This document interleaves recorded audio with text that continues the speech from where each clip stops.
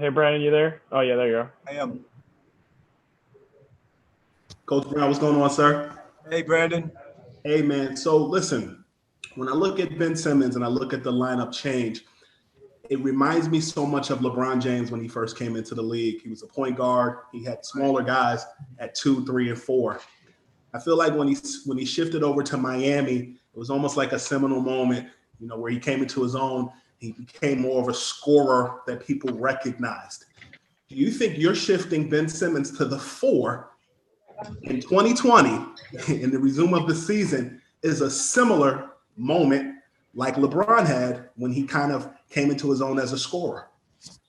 I hear, and I lived and coached through that period that you're speaking of. It's a good question. I wouldn't want to be that sort of ambitious to make that definitive parallel.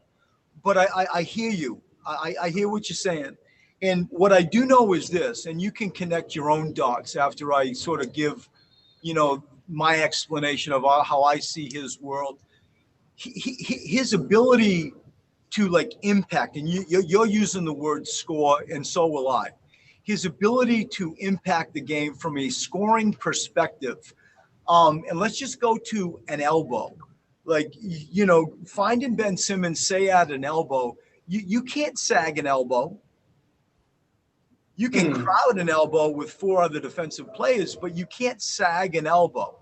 And so if you use something as simple as I just said, and we all get like a one dribble takeoff, he's a dunk, he's a one dribble dunk away from that proximity, that floor spot.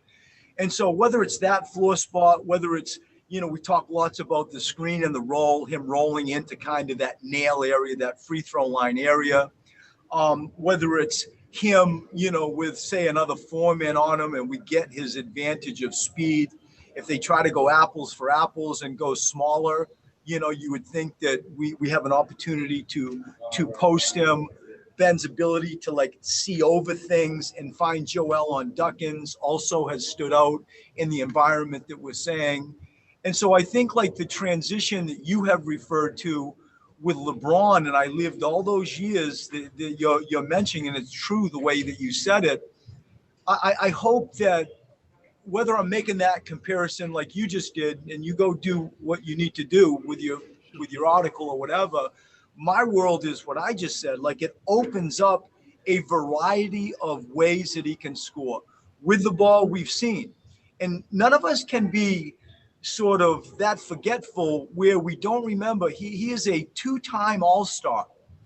He is a max player, and he's 23. And maybe he's going to be 24 in a few days.